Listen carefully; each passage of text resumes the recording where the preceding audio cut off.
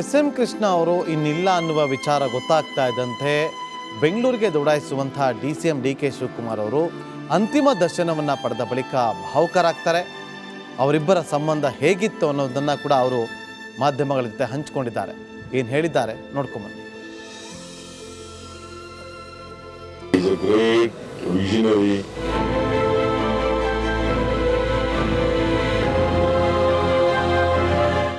I don't want, if I try to go on telling about our relationship and his contribution to the state.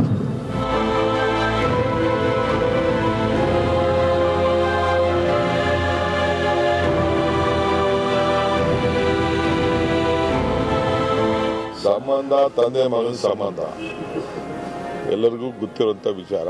ನಾನು ಅದ್ರ ಬಗ್ಗೆ ಹೆಚ್ಚಿಗೆ ಹೇಳೋಂಥದ್ದಿಲ್ಲೇನು ಈಗ ಬೇಡ, ಮಾತು ಬೇರೆ ದಿದ್ದಲ್ಲಿ ನಾನು ಅದೆಲ್ಲ ಮಾತಾಡ್ತೀನಿ. ನಾನು ಅವರ ಕಾಣಿಕೆ ಏನು ಅನ್ನೋದನ್ನು ರಾಜ್ಯಕ್ಕೆ ಗೊತ್ತಿದೆ. ನಮ್ಗೆ ಯಾವ ರೀತಿ ಮಾರ್ಗದರ್ಶನ ಕೊಟ್ಟಿದೆ ಅಂತ ನಮ್ಮ ಬದುಕಿನ ಬದಲಾವಣೆನೇ ನಿಮಗೆಲ್ಲ ಕಾಣ್ತಾ ಇದೆ.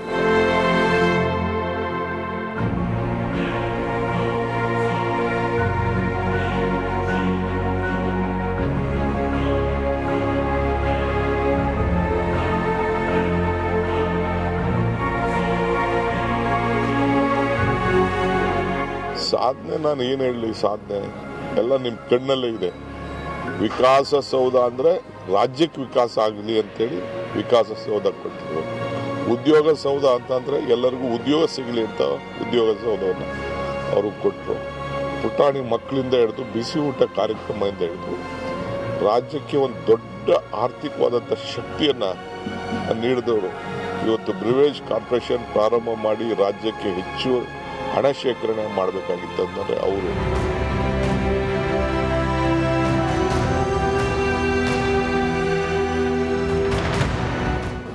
ಕಾವೇರಿಗೋಸ್ಕರನೇ ಅಧಿಕಾರನ ತ್ಯಾಗ ಮಾಡೋಂಥ ಒಂದು ಪರಿಸ್ಥಿತಿ ಬಂದಿತ್ತು. ಮಧ್ಯರಾತ್ರಿ ರಾಜ್ಕುಮಾರ್ ಅಪಹರಣ ಆದಾಗ ಫಸ್ಟ್ ನನಗೆ ಫೋನ್ ಮಾಡಿದ್ರು, ನೀ ಎಲ್ಲಿದೆಯಾ ಅಂತ. 10:30 11 ಗಂಟೆ ಮಲಗಿದೆ ನಾನು. ನನ್ನ ಹೆಂಡತಿ ಬಂದೆ, ಕೃಷ್ಣ ಸಾಹೇಬರು ಫೋನ್ ಮಾಡ್ತಾವ್ರೆ ಅಂತ ಇಬ್ಬರು ತಕ್ಷಣ ಓಡಿ ಬಂದೆ. ಸೊ ಯಾವ ರೀತಿ ಅಷ್ಟು ನೋವು ಪಟ್ಟರು, ಏನು ಮಾಡಿದ್ರು ಅಂತ ನನಗೆ ಗೊತ್ತಿದೆ. ಅದು ಅವ್ರನ್ನ ಈಚೆಗೆ ತೆಗೆದುಕೊಂಡು ಬರಬೇಕಾದ್ರೆ ಏನೆಲ್ಲ ನಾವು ಮಾಡಿದ್ದೀವಿ ಅನ್ನೋದು ನಮಗೆ ಗೊತ್ತಿದೆ. ಕರ್ನಾಟಕ ರಾಜ್ಯಕ್ಕೆ ಒಂದು ಗವರ್ನೆನ್ಸ್ ಅನ್ನೋ ಒಂದು ಪದಕ್ಕೆ, ಆಡಳಿತಕ್ಕೆ ಒಂದು ದೊಡ್ಡ ಶಕ್ತಿಯನ್ನು ಕೊಟ್ಟದ್ದನ್ನು ನಾವೆಲ್ಲ ಕೂಡ ಮರೀಲಿಕ್ಕೆ ಸಾಧ್ಯ ಇಲ್ಲ. ಒಂದು ಉತ್ತಮವಾದಂಥ ಒಂದು ಆಡಳಿತಗಾರರು.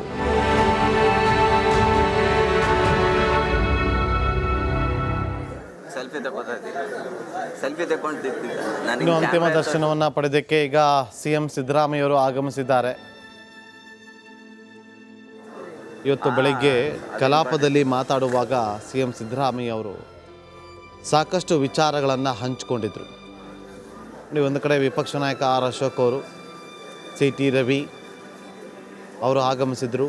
ಮತ್ತೊಂದು ಕಡೆ ಈಗ CM ಸಿದ್ದರಾಮಯ್ಯ ಅವರು ಆಗಮಿಸ್ತಾ ಇರುವಂಥ ದೃಶ್ಯವನ್ನು ಗಮನಿಸ್ತಾ ಇದ್ದಾರೆ. CM ಸಿದ್ದರಾಮಯ್ಯ ಅವರಿಗೆ ರಾಜಕೀಯ ಮುಖಂಡರು ಕೂಡ ಸಾಥ್ ಕೊಟ್ಟಿದ್ದಾರೆ.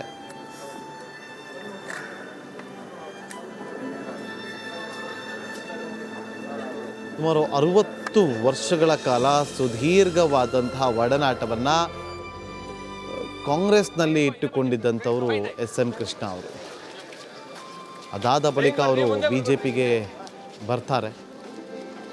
BJPಯಲ್ಲಿ ಒಂದು ರೀತಿಯಲ್ಲಿ ರಾಜಕೀಯ ಮಹಾಗುರುವಿನಂತೆ ಗುರುತಿಸ್ಕೊಂಡಿರ್ತಾರೆ. ಎಸ್.ಎಂ. ಕೃಷ್ಣ ಅವರು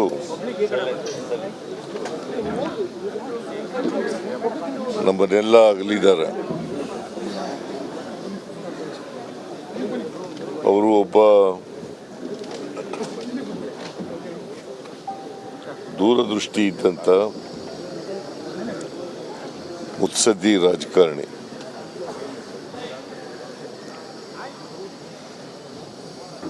ಕರ್ನಾಟಕ ಮತ್ತು ದೇಶದ ರಾಜಕಾರಣದಲ್ಲಿ ಬಹಳ ದೀರ್ಘಕಾಲ ತಮ್ಮನ್ನು ತೊಡಗಿಸ್ಕೊಂಡಿದ್ದವರು. ಅವರು ಸುಮಾರು 6 ದಶಕಗಳಿಗೂ ಹೆಚ್ಚು ಕಾಲ ಸಾರ್ವಜನಿಕ ಜೀವನದಲ್ಲಿದ್ದರು. ಮತ್ತು ಸಮರ್ಥ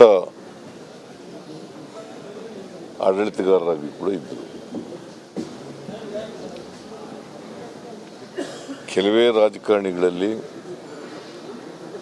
ವಿಧಾನಸಭೆ, ವಿಧಾನ ಪರಿಷತ್ತು, ಲೋಕಸಭೆ, ರಾಜ್ಯಸಭೆ 4 ಕಡೆ ಸದಸ್ಯರಾಗಿದ್ದವರಲ್ಲಿ ಕೆಲವೇ ರಾಜಕಾರಣಿಗಳಲ್ಲಿ ಇವರು ಒಬ್ಬರು. ಈ ರಾಜ್ಯದ ಮುಖ್ಯಮಂತ್ರಿಯಾಗಿದ್ದರು ಮತ್ತು ವಿಧಾನಸಭೆಯ ಸ್ಪೀಕರ್ ಆಗಿದ್ದರು, ವಿಧಾನ ಪರಿಷತ್ತಿನ ಸದಸ್ಯರಾಗಿದ್ದರು, ವಿಧಾನಸಭೆಯ ಸದಸ್ಯರಾಗಿದ್ದರು, ಲೋಕಸಭೆ ಸದಸ್ಯರಾಗಿದ್ದರು, ರಾಜ್ಯಸಭಾ ಸದಸ್ಯರಾಗಿದ್ದರು. 5 ವರ್ಷಗಳ ಕಾಲ ಈ ರಾಜ್ಯದ ಮುಖ್ಯಮಂತ್ರಿಯಾಗಿ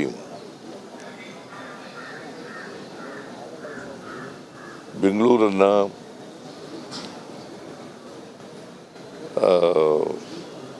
ಎಂಥದ್ದು ಸಿಂಗಾಪುರ್ ಮಾಡಬೇಕು ಅಂತಕ್ಕಂಥ ಕನಸನ್ನು ಕಂಡಿದ್ದಷ್ಟು.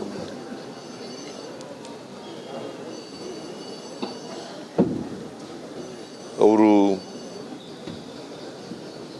ಕನಸಾಗಲಿಲ್ಲ ಅಂತಕ್ಕಂಥದ್ದು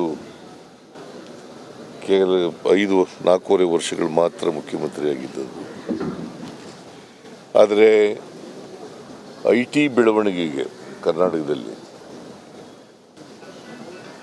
ಅಪಾರವಾದಂಥ ಕೊಡುಗೆಯನ್ನು ಅವರು ಕೊಟ್ಟಿದ್ದಾರೆ. ಬೆಂಗಳೂರು ನಗರ ಇವತ್ತು ಅಂತಾರಾಷ್ಟ್ರೀಯ ಮಟ್ಟದಲ್ಲಿ ಹೆಸರನ್ನು ಮಾಡಿದರೆ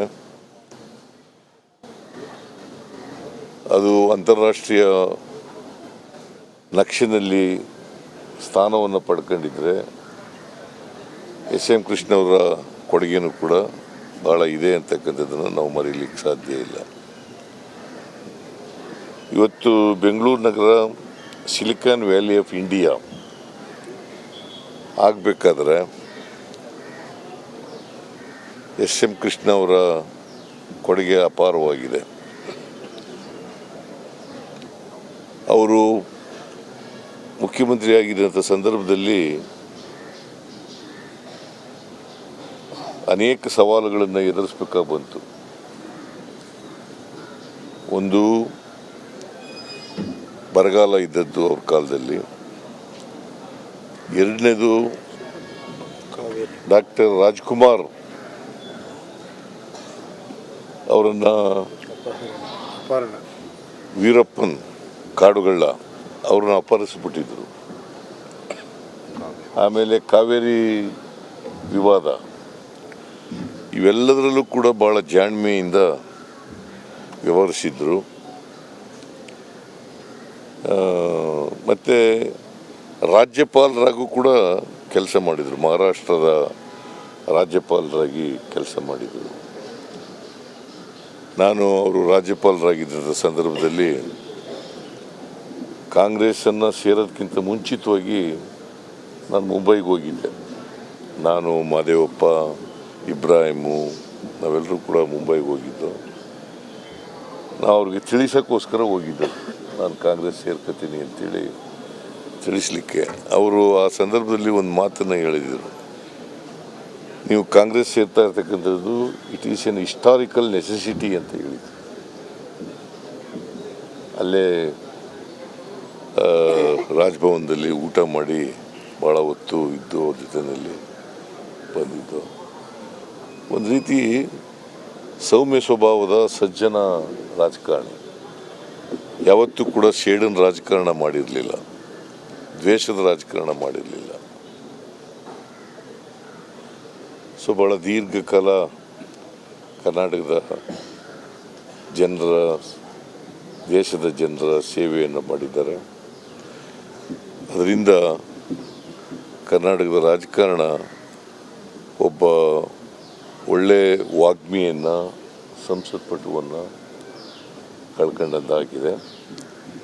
ಅದರಿಂದ ರಾಜಕೀಯ ಕ್ಷೇತ್ರಕ್ಕೆ ಭಾಳ ನಷ್ಟ ಆಗಿದೆ ಅಂತಕ್ಕಂಥ ಮಾತುಗಳನ್ನು ಹೇಳಿ ಅವರ ಆತ್ಮಕ್ಕೆ ಚಿರಶಾಂತಿ ದೊರಕಲಿ ಅಂಥೇಳಿ ಆಶಿಸ್ತೇನೆ. ಮತ್ತು ಅವರ ಕುಟುಂಬ ವರ್ಗದವರಿಗೆ, ಅವರ ಅಭಿಮಾನಿಗಳಿಗೆ ಅವರ ಸಾವಿನ ದುಃಖವನ್ನು ಭರಿಸ್ತಕ್ಕಂಥ ಶಕ್ತಿ ಕೊಡಲಿ ಅಂತೇಳಿ ದೇವರಲ್ಲಿ ಪ್ರಾರ್ಥನೆಯನ್ನು ಮಾಡ್ತೀನಿ.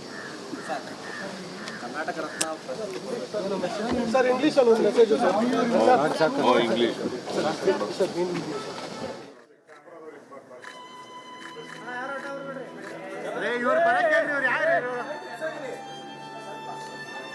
CM sir